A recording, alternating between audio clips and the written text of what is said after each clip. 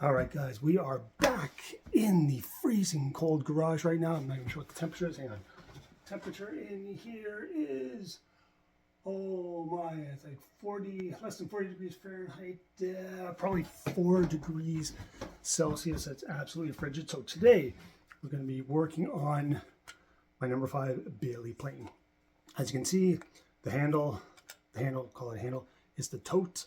The tote is broken. It's it still works, but it doesn't feel very good. You know, you're trying to plane something, and this handle is just wobbling and flopping around.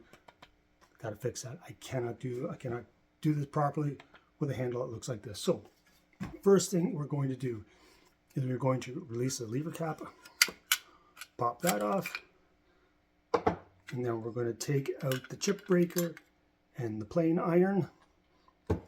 And what that is going to do is it's going to expose two screws. One flathead screw there and one flathead screw there. We should be able to unscrew both of those, and we should be able to remove the tote from the base of the plane. All right, got my, can you guys see that? Flathead screwdriver, 2 screws. We're just going to go ahead and remove these 2 screws. Get that one downside. Oh boy, okay, that's coming off. Okay, take that, set that aside, don't lose that, and yep, that's not coming off, so we're going to grab second screw.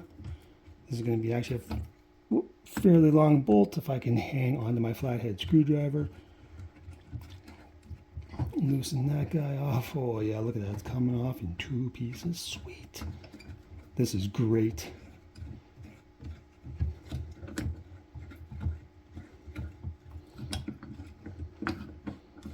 I know all you plane guys, you guys are all just cringing right now. What the hell did you do to this thing? I didn't do anything to it. I got it like this. It's not my fault, I swear to God. This is a long screw. I wish I had a long screw. No, this is a long screw. Coming off, Nope, not quite. Well, that came off. Oh, that was easy. Well, I'll be, what is going on here? Oh, check that out.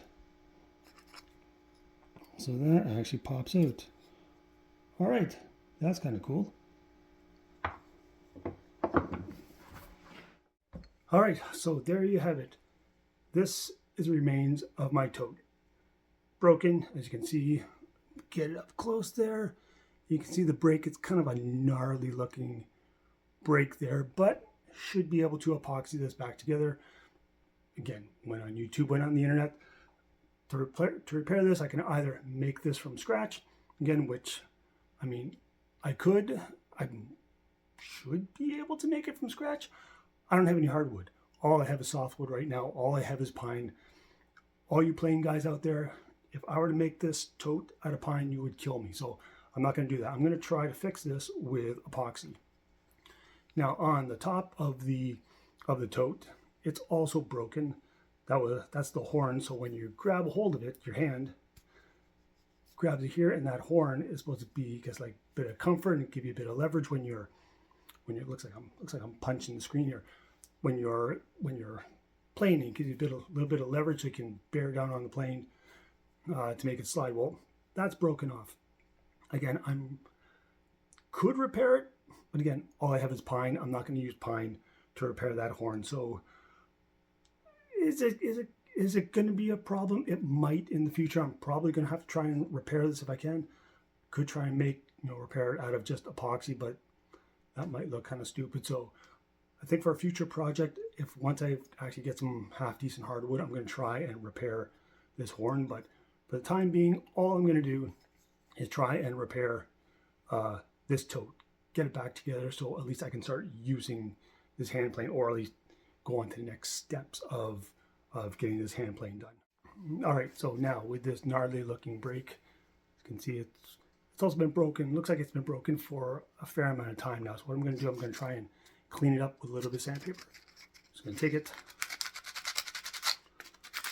go in, get into some of the grooves. I'll try and trying to clean it up, trying to get some of the schmutz and leftover crap inside there, because I want a good surface for the epoxy to bond to. Okay, that looks good. Go for the second half now. I know everybody loves watching somebody do sanding, right? It's a great thing. As long as everyone's thinking, well, as long as it's not me that's doing the sanding. All right, can you see me now? So next up, I'm going to be using some epoxy. I'm going to be mixing this epoxy here. This epoxy is CEC Corp. It's actually a Canadian epoxy. It's made in Canada. It's made in British Columbia. Love this stuff. 30 minutes epoxy. Perfect. It's a 1-to-1 mixture. It's perfect for me. I'm not that smart, so 1-to-1. All I got to do is mix it.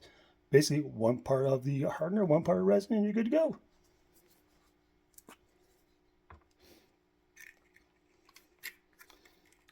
So just kind of, not going to need a lot, so just kind of eyeball it. Squeeze a little bit out in there. Probably put way too much into it, but that doesn't really matter.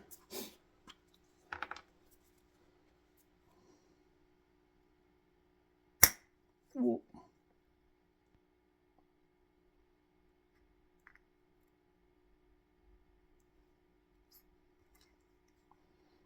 Yep, looks about right.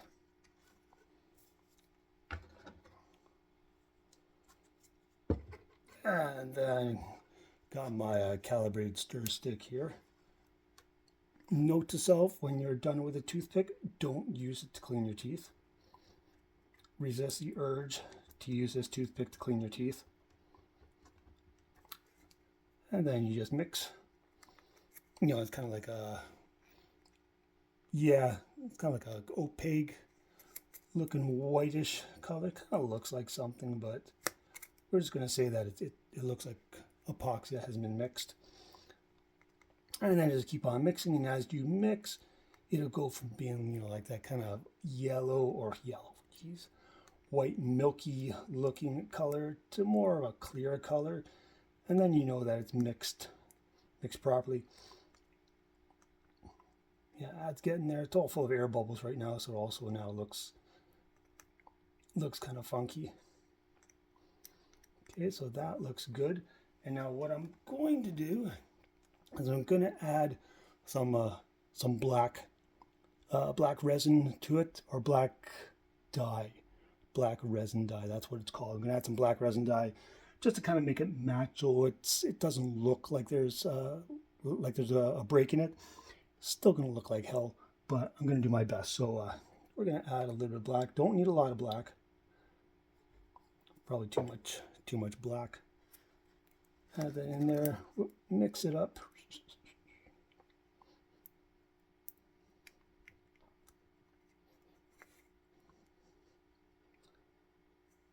All right, and there you go. So, the hell did my piece go? There it is. Oh, now we're just gonna take our resin epoxy. It's sticking to me. I'm not really too worried about getting some of this on the side of the tote, because I'm going to be, once it's all done, I'm going to be sanding it down and then just putting an oil finish on it, maybe some boiled linseed oil, or maybe I'll put some, I don't know, a walrus oil on it, antique oil, I don't know, whatever, motor oil, whatever kind of stuff I have kicking around. All right, and then we'll just take this. Okay, now would be the time for me to actually put it on properly, proper orientation. Okay. That guy there. And now, oh yeah, it's all over me. Lovely. Okay, now I'm going to take my clamp. I got so much crap on this bench. Okay, I'm going to take this clamp and I'm going to try and clamp it in place.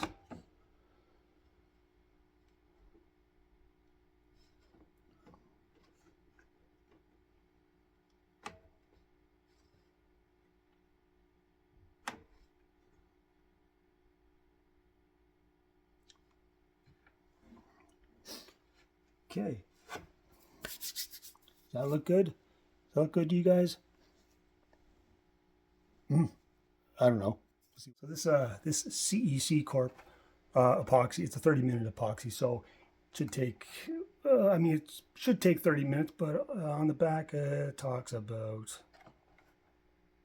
I don't freaking know, 20 to 40 minutes at room temperature. Well, it's, as I said, it's freaking freezing out here, so it's probably going to take a little bit longer to set up, maybe an hour. And so, yeah, when all sets up, we'll come back and check it out. I'm sure it's going to be fine, right? What could possibly go wrong?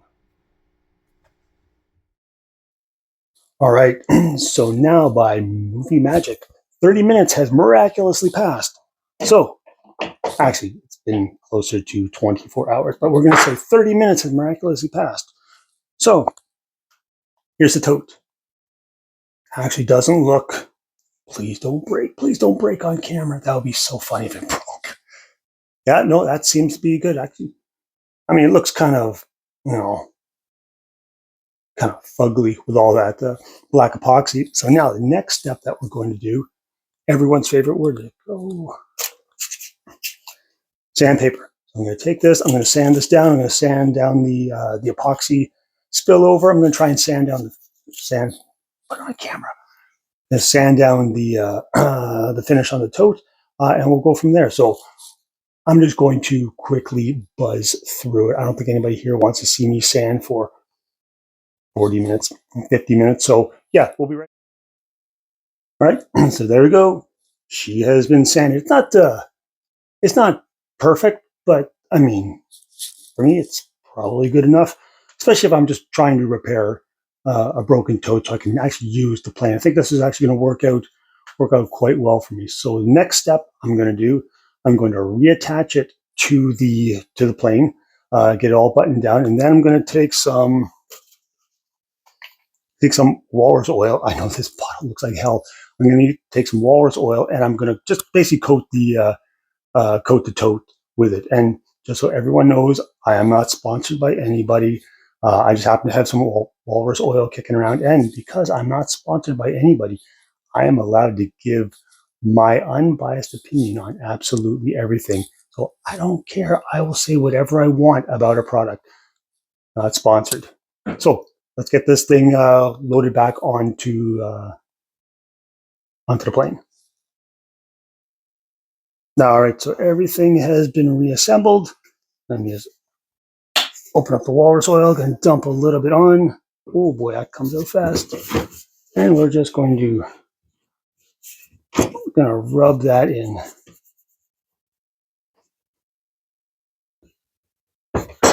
That's okay. A little bit of oil on the plane is not going to kill it.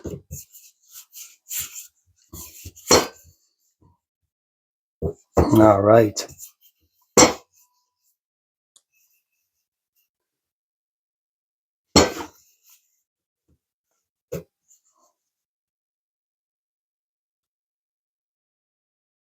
All right, so I let the walrus oil sit for a little bit.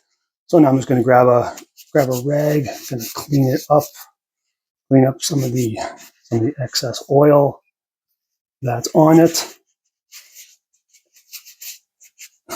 And yeah, wow, check that out. Oh baby, it almost looks like I know what I'm doing. I have got everybody fooled. This is awesome. And you know what?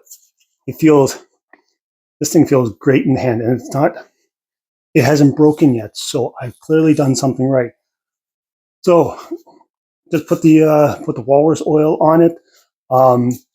It actually feels great in the hand. It's not slippery. Once it fully dries, it'll be great. And the more I use it, the more my oils are gonna go onto the handle, and it's gonna make it feel even softer, even smoother. Not that I have soft, smooth hands. I'm just saying it's gonna make the handle feel a lot softer and smoother. Yeah, so I'm really happy about this. So probably the next step for me is I'm going to take a look at the sole of the plane. I think it's flat, but we're going to take a look at it. We're going to put a straight edge on it, and if we have to, we're going to flatten it. So that's probably what our next project is going to be. It's going to be flattening the sole of this plane. So yeah, I'm glad everyone stuck around for this. So yeah, this is the journey of my traditional woodworking. Getting the plane set up, and I'm going to start looking at my saws, seeing what I have to do to them. Probably going to have to sharpen them. If there's anything anybody wants me to look at or chat about, feel free to hit me up in the comments, or I'm not sure, you might even be able to send me an email, a message through YouTube. I don't know. I don't understand this stuff on YouTube. But yeah, any questions, any comments, good, bad, whatever. May not look like it. I got broad shoulders. I can handle it. If you think it's crap, whatever. Just let me know. Let me know in the comments. And thanks for coming along. And I guess that's it. All right. See you soon.